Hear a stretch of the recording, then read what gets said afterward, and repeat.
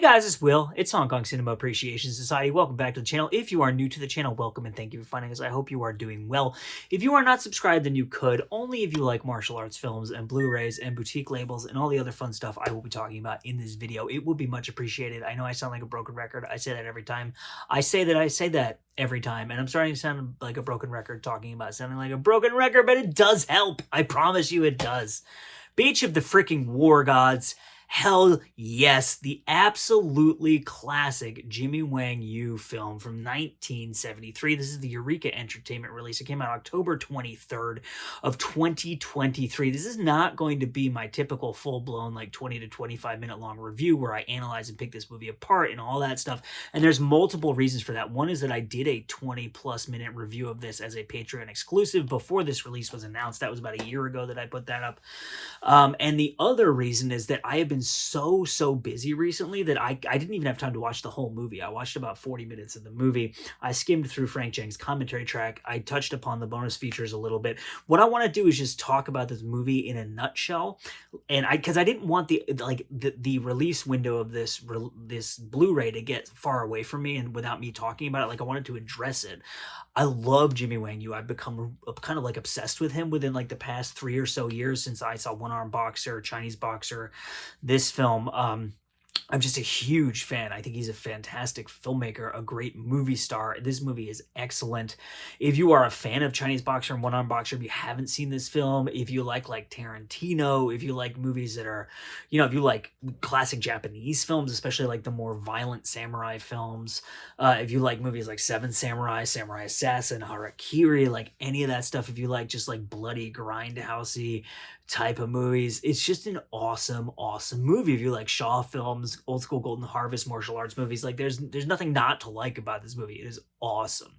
It's kind of a retelling of Seven Samurai. I say kind of because I honestly think it's also inspired by Yojimbo. It has this kind of Yojimbo-esque setup where the Jimmy Wang Yu character rolls into a town and he's like this kind of enigmatic dude who's obviously very smart and very capable as a warrior, and there's the Japanese are kind of invading and they're treating the locals like crap, and so you have like that's kind of like a setup that you see a lot in these types of movies. Like you actually see it in other Jimmy Wang Yu movies, and so.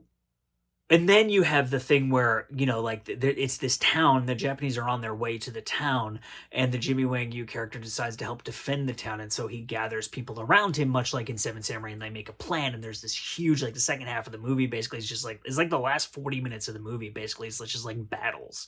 And in that respect, it actually is kind of similar to 13 Assassins, if you've seen that movie, where these samurai kind of entrench themselves in this town, and they battle, essentially, like, this whole kind of army. That movie is fucking awesome. So if you like that movie, I think this is like a 1970s version of that film. This is kind of a bloody, sleazy, like exploitation type of movie, but really well made. Jimmy Wang Yu reminds me of Tarantino in as much as he exists somewhere between like highbrow and lowbrow. Like you can see a lot of Chang Che, like bloody, like sleazy, nasty, scuzzy, like exploitation grindhouse type of film influence, but then he's also taking from the more highbrow, like Japanese stuff. He's very clearly influenced by Kurosawa. Even like the locations in this film, there's a mill. If you've seen Seven Samurai, there's a very prominent mill location in that film. But one of the things that I will say about Jimmy Wang, and then Frank Chang goes into quite some detail about his analysis of this film in Seven Samurai, so like that on the commentary track. So I highly recommend that if you're interested in more about that. But without going into too much detail and being too analytical and getting into the weeds of it, what really impresses me and what I really love about Wang Yu as a filmmaker is that there are a lot of people who are inspired by or influenced by Kurosawa, but oftentimes I find as a huge fan, I'm a huge fan of Kurosawa. If you don't know that about me, I literally spent an entire year of my life watching his movies over and over and over again and like writing essays about each one of them. And I was going to do like a Kurosawa podcast. I used to have a Tumblr account, the Kurosawa Project .tumblr.com. I think it still exists. You can go, and I collected all these rare photos of Kurosawa. I had like behind the scenes and stuff like that, and I would post them with like facts. I read like 8 books about Kurosawa. Basically every book I could find in English about him, I read.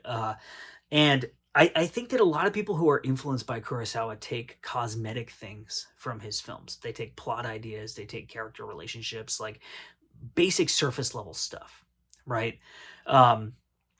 And by character relationships, I don't mean like the deep, meaningful kind of, sorry, my fogged up my own glasses, the deep, meaningful, emotional relationships between characters. I mean like the arrangement of the characters within the architecture of the film. Like here you have a central guy who's played by Jimmy Wang Yu, much like Takashi Shimura plays that character in Seven Samurai, and he's going around and he's looking for other warriors and, you know, like that kind of thing.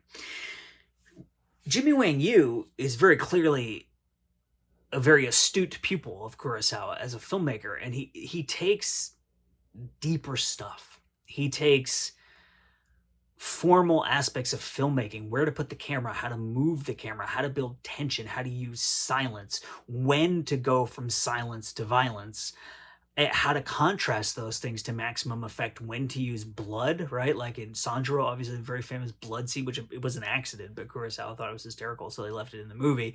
But he's obviously watching Kurosawa and other excellent Japanese filmmakers really astutely.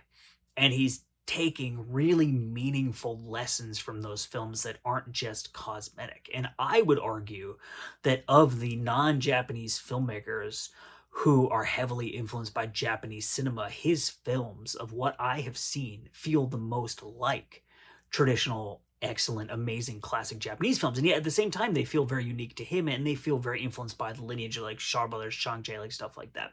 So I just think he's an incredible filmmaker. Like I can't say enough good things about him as a filmmaker. Let me show you the release here. This freaking amazing artwork by Tony Stella, which is absolutely fantastic, and I love. And then we pop that open, and there's the booklet, and there's the disc, and you do get reversible artwork here. So let me show that to you. Bada bing, bada boom. So there's, in the booklet, there's an essay. Let me tell you what's on here. Because you get an essay and there's a reprint of like a review of the film from, I believe, a book. So Wang Yu by Tony Raines, which obviously is awesome to have because Tony Raines is a very respected and knowledgeable film scholar. I've really enjoyed the Tony Raines like talking head kind of video essay types of things that we've been getting on these releases recently. So Seaside Special, The Cross-Cultural Currents of Beach of the War Gods by James Oliver.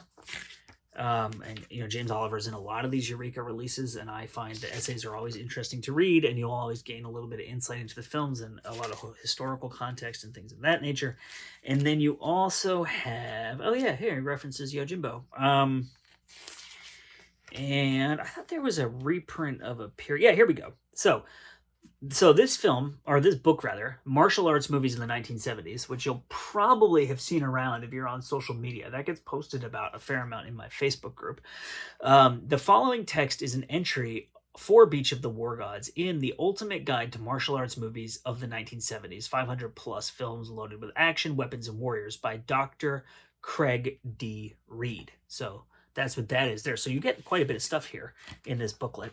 And then in terms of the bonus material, like I said, the Frank Chang commentary track, the part of the commentary track that and again, I skimmed it, so I didn't like forensically listen to every bit of it.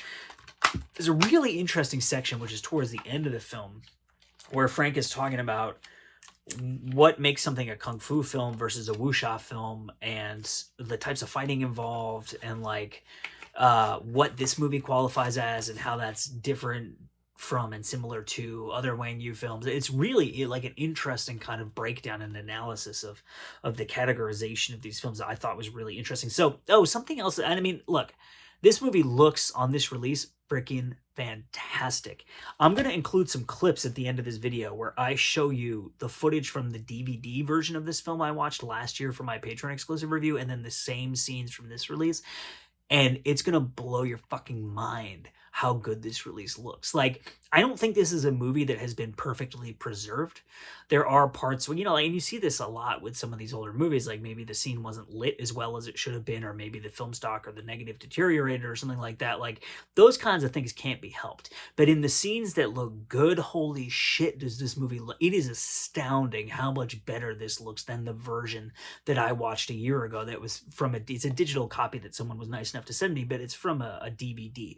So you get the original Mandarin audio, and you get the original English dubbed audio. The English dubbed audio is like clean as a whistle and sounds fantastic. The Mandarin one it sounds to me like they recorded it just like this insanely high volume, because every now and again you'll get like a hiss or a pop or something like that. When the trailer was released by Eureka, there was some grumblings on social media that like the audio was terrible and like what's going on with this release.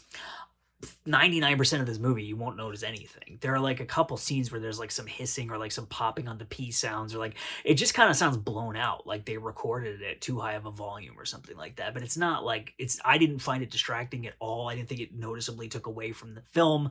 I mean, I've seen 35 mil prints of, you know, martial arts films in like that's New Beverly and other theaters like that, where like it's like you can't even hear what the fuck's going on, right? So like, it sounded really good. Did you like my impersonation of what it said? I'm gonna cut your face off with my sword. Woo, mama! So, Mike and Arna are on here, but it's not a commentary track. It's them talking about Wang Yu, which is really cool. It's a different format for them. I really enjoyed it. You get the same kind of fun banter, but it's a more structured kind of video rather than them just kind of riffing on the film while they're watching it. And then archival interview with Wang Yu from 2001, which is a freaking killer.